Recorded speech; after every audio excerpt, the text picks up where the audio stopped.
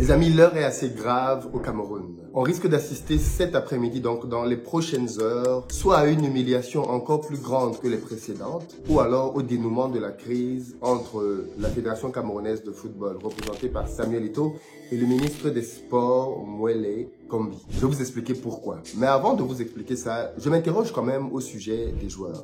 Parce que l'attitude des joueurs est assez paradoxale.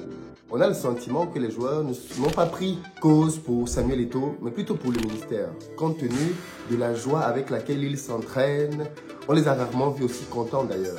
Et ça pose bien évidemment des questions. Pourquoi n'ont-ils pas pris le parti de Samuel Eto'o? Parce qu'il faut être clair là-dessus. S'il y a bien une catégorie de personnes qui pouvaient régler cette crise très rapidement, c'était les joueurs. Si les joueurs avaient pris cause pour Samuel Eto'o en disant que nous ne reconnaissons que le staff de Samuel Eto'o, nous travaillons avec Samuel Eto'o, nous allons être du côté du président, le ministère n'aurait pas eu le choix. On n'a pas d'autre joueur. On se serait rangé derrière ce choix-là, quitte à réfléchir après à des sanctions, ainsi de suite.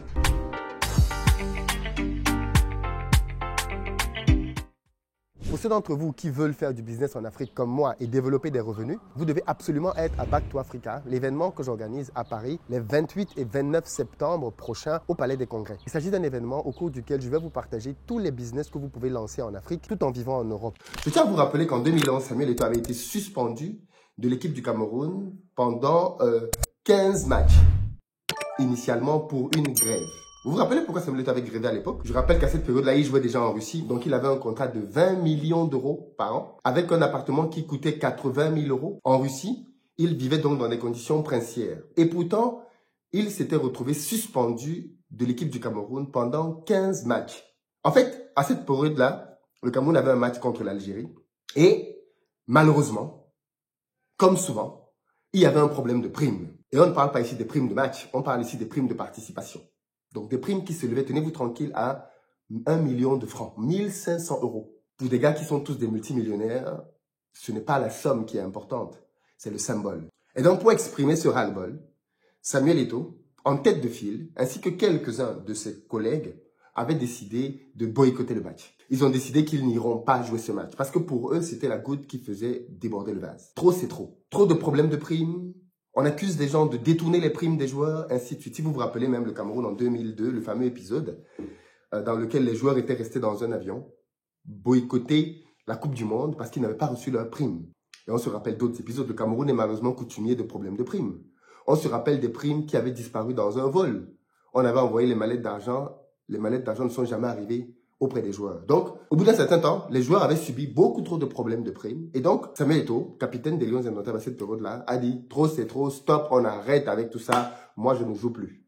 Donc, Samuel Eto'o, Eno, qui était son vice-capitaine, et quelques autres joueurs ont donc écrit un courrier dans lequel ils disaient qu'ils n'iront pas en Algérie. La Fédération algérienne de football, bien évidemment, avait réagi en disant « Attention, si vous venez pas, ça va avoir des répercussions. Nous, on a un stade plein à craquer qui vous attend. On a des droits télé. Ce match va être diffusé à la télévision. Donc, on a déjà dépensé beaucoup d'argent pour jouer contre les Lions indomptables. S'ils ne viennent pas, ça va avoir des répercussions. » Eh bien, les gars ne sont pas venus quand même. Samuel Eto'o donc a écopé de 15 matchs de suspension, qui, sur la pression des joueurs, parce que les joueurs ont trouvé que c'était injuste que Samuel Eto'o ayant se retrouve sanctionné, et Samuel Eto'o aussi lourdement, alors même qu'il n'était que le porte-parole de tout le groupe. Le groupe a décidé qu'ils allaient mettre la pression. Et ils ont mis tellement la pression sur le ministère, sur la fédération, qu'on s'est retrouvé à donc revoir à la baisse la sanction de Samuel Eto'o à simplement 8 matchs. D'ailleurs, pour la petite histoire, quand les 8 matchs de sanction étaient arrivés à terme et que Samuel Eto'o était à nouveau autorisé à venir jouer, quand on l'a convoqué, lui, Samuel Eto'o maintenant a dit « je ne viens plus ». Bref, c'était une longue histoire. Je vous raconte cet épisode pour vous montrer le poids des joueurs. Ce sont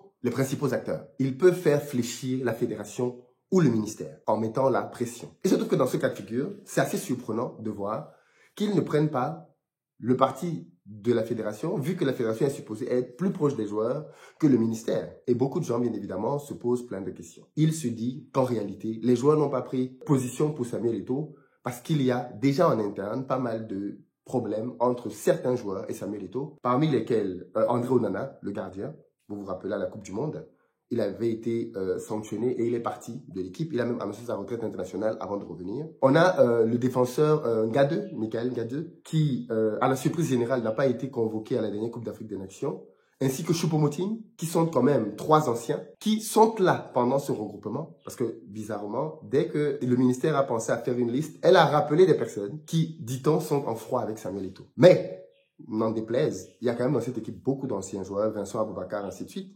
Et tous ont maintenant un mot à la bouche, nous ne nous mêlons pas de la politique. Le problème, et ça c'est le deuxième point qu'on va voir maintenant, c'est que la fédération a encore, dans ses prérogatives, énormément de moyens de pression sur le gouvernement.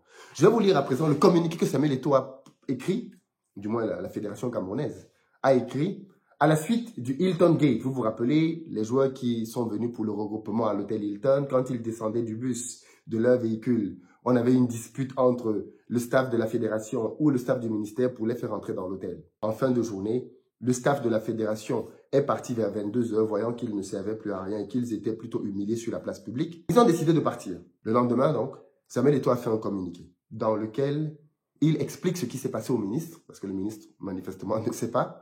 Et derrière, il explique les répercussions de ça. Et c'est très intéressant ce qu'il dit. C'est un peu long, mais c'est pertinent à comprendre. Monsieur le ministre, dans le cadre de la préparation de l'équipe nationale masculine A pour des rencontres comptant pour les 3e et 4e journées des éliminatoires de la Coupe du Monde de football FIFA 2026, nous avons l'honneur de porter à votre attention certains faits qui ayant suscité des incompréhensions. Je lis tel que c'est écrit.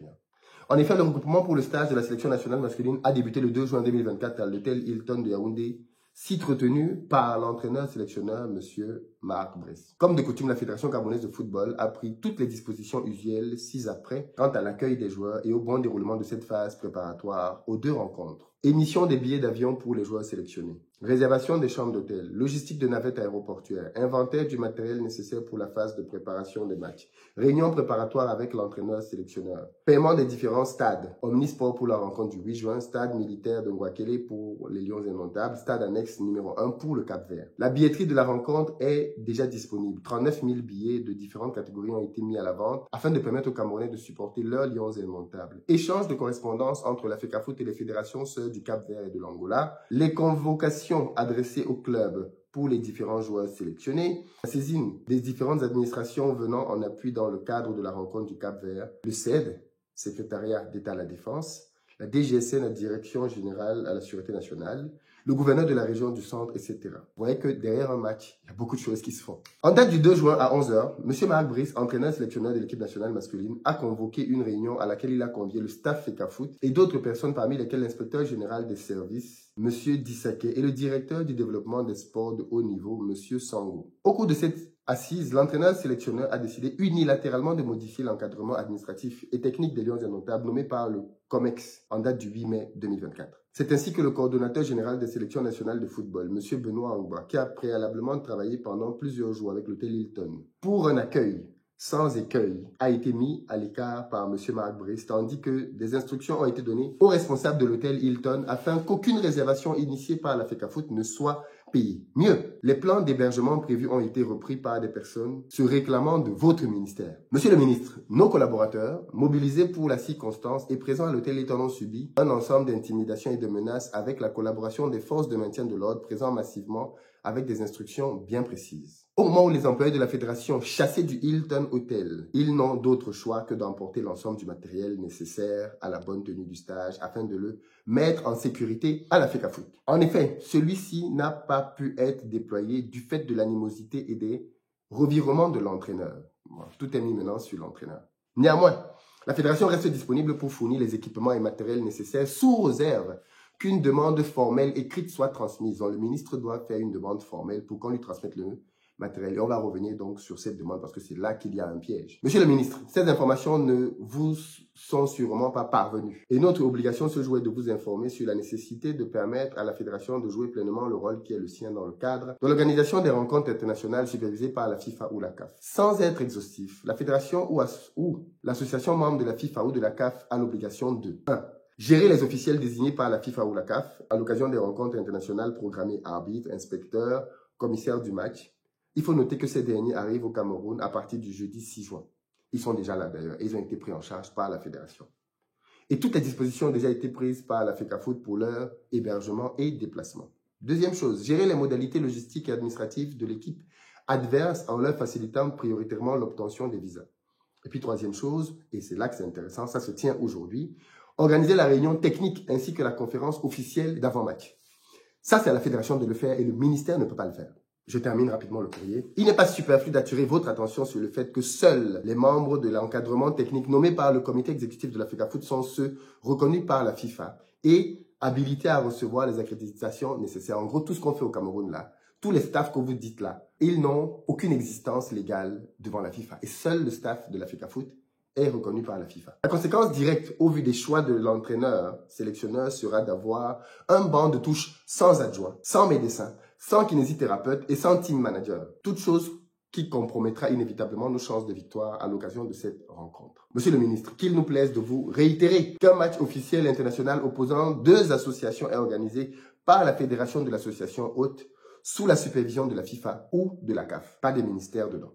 Nous avons donc tenu à apporter ces éclaircissements afin que votre information soit complète et vous permette de prendre la pleine mesure des enjeux. La fédération reste disponible en tout temps afin de toujours servir les intérêts de notre cher et beau pays, le Cameroun. Donc les amis, là, voilà le communiqué que la fédération a fait suite à la rencontre et on voit là-dedans qu'il y a un piège. Pourquoi? Parce que si le ministère écrit un document dans lequel il demande à la Fédération camerounaise de football de donner les équipements au ministre, on a une preuve d'ingérence. Parce que vous voyez bien que dans les propos de Samuel Eto'o, à aucun moment, il ne parle, enfin de Samuel Eto'o, de la fédération bien sûr, vous voyez bien qu'à aucun moment la Fédération camerounaise de football ne parle comme si le ministre est au courant qu'il y a deux staffs. À aucun moment, la fédération dans son courrier ne laisse penser que le ministère a imposé un staff. Pas du tout, parce que ce n'est pas officiel. Ce que la fédération dit, c'est qu'elle est surprise que le sélectionneur ait décidé de changer de staff en mettant d'autres personnes. Vous voyez un peu, c'est un peu un jeu de chat à la souris, afin de pouvoir rester dans les normes du droit.